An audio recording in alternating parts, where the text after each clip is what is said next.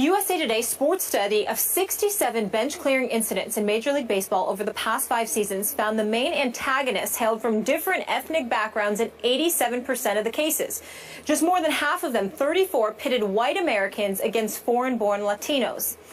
Johnny Gomes said, with it being an unwritten rule, there is unwritten definitions to a celebration or a taunt. It's in the eye of the beholder.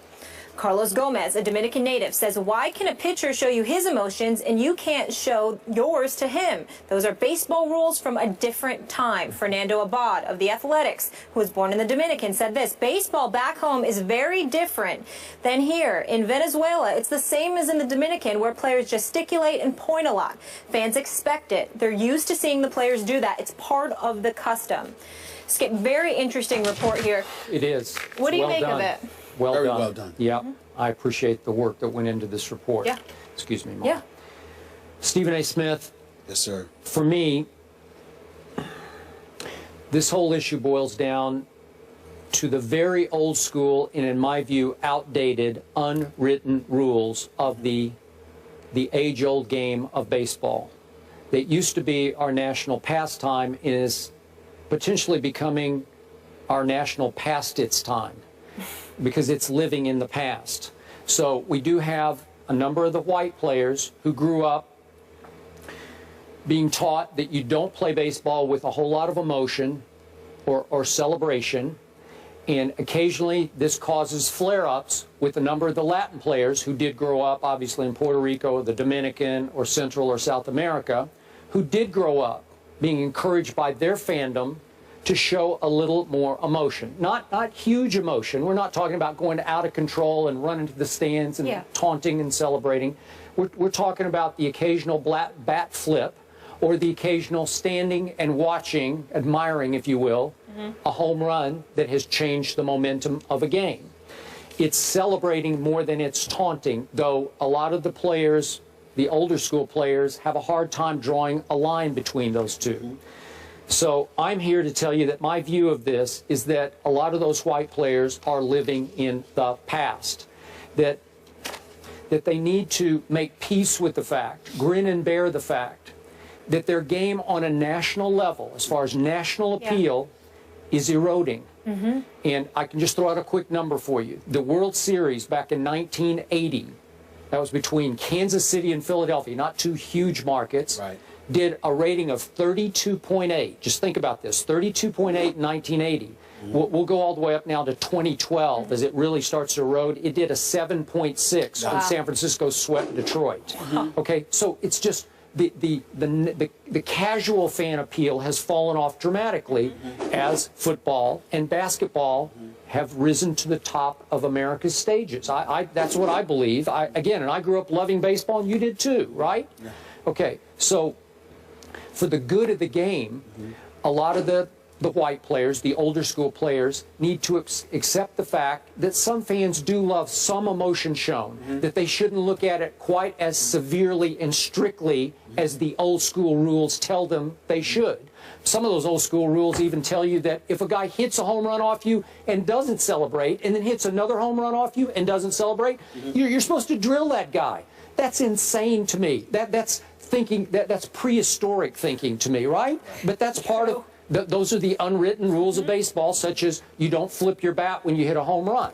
Again, the Latin players all say, starting with Carlos Gomez, I'm not trying to show you up, I'm just celebrating what I just did. And I'm okay with that, even though I'm much older school on this account than you are. But in this case, for the good of the appeal, the popularity of baseball on television, because we do have a large Latin population, and many of them are tuning in or tuning out, as it might be. Within the next couple of, the next, 10 to 15 years, minorities are going to make up at least 50% of this population. 50%. Okay. So I'm suggesting that a number of those folks and a number of the younger white viewers will enjoy an occasional bat flip in a game of baseball that can be tediously slow for some of the younger viewers that we have out there. Let me stay with you. I need you to stay with me on this, both of you. This is very, very important that what I'm about to say. I don't think it's controversial, but with Chuck Solitero, I edited for the show, you just never know. Stay with me. Chuck's the best. He's the man. He's the best. He is the man. I'm glad you said that. He is the man. I'm glad someone can keep you in check. Here's the deal. Well, I wouldn't say that. No one can do that. But here's the deal. Skip Bayless, you make a very valid point. I don't disagree with what you're saying because I do think that some of these rules, written and unwritten, are incredibly archaic. Not to mention the fact it's white dominant. The rules are white dominant. The rules, the unwritten rules. Okay, yes. Okay, the unwritten rules I'm talking about. The rules are fair for everybody, but the unwritten rules. Yes. Okay, and so you do have a point with all of that. I agree with you. Baseball needs to recognize how it's dissipated in terms of popularity in the eyes of the American public for a bevy of reasons. They need to pay attention to that and adapt to the times instead of always being the last ones to the party in terms of adapting to modern times. That's why that whole steroid situation came into full effect because of what they did. They were the last ones to the party and they kept holding on, and they had a tremendously strong players union, and they fought and they fought and they fought until it hurt them and hurt the game, and they were called up on Capitol Hill and everything blew up. Having said all of that, you bring up Carlos Gomez, who I think as passionate as he is, and I think that you know, Buster Olney and others pointed out how he's always this way. So the Yankees shouldn't have overreacted to him weeks ago when they almost had a bench clearing brawl. I do think I would like to read the quote from Bud Norris of the San Diego Padres because it's very, very important. Go ahead. When he alluded to, you know, the bench clearing incidents involving players of different backgrounds, here's what his response to that was. Bud Norris, quote, "I think it's a culture shock. This is America. This is America's pastime. And over the last 10 to 15 years, we've seen a very big world influence in this game, which we as a union and as players appreciate. We're opening this game to everyone. We're opening this game to everyone. However, if you're going to come into our country and make our American dollars." Now, he didn't say it that way, but go ahead. I'm just I'm reading the quote. Okay, I know. I'm reading the quote. All right. All right. Okay. You need to respect a game that has been here for over 100 years. That's right. And I think sometimes that can be misconstrued. Here's what he's saying. It's our game, which leads to your point. Okay, quick point of order. Before we leave Bud Norris. Yes. He did back off his quotes saying they were a little out of context, and he has apologized for how it came off. But again, I'm happy for you to read them. My point to Bud Norris is this. Okay. He don't need to apologize. All right. He's a white guy who feels this way about the game of baseball. I find nothing racially insensitive or offensive about what Bud Norris said. He didn't do anything wrong. Okay. He talked about how he feels. The reason why I bring that up is because you can ultimately go to the extreme on the other side.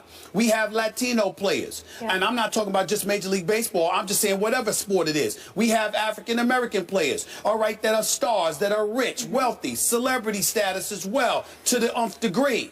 And the attitude is we now have a license to buck the system. And so what you have is the Bud Norrises of the world who come across as trying to keep you in check, when in fact what they're saying really to you is that you are flagrantly violating what we stood on. Now, it's one thing to be a bit different. It's one thing to be a bit different culturally. It's one thing to come from a different background and to bring your flavor and your flair to the game.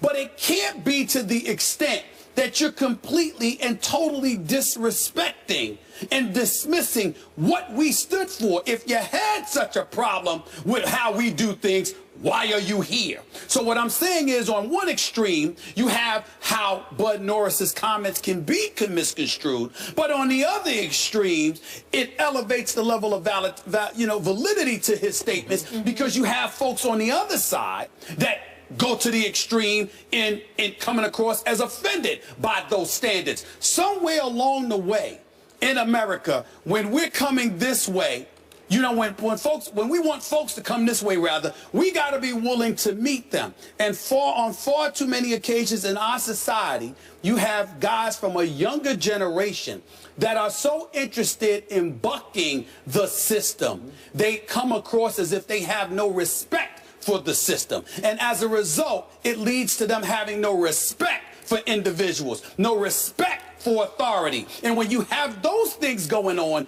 you have chaos. And that is why I always use this statement. And I'll use ESPN as an example.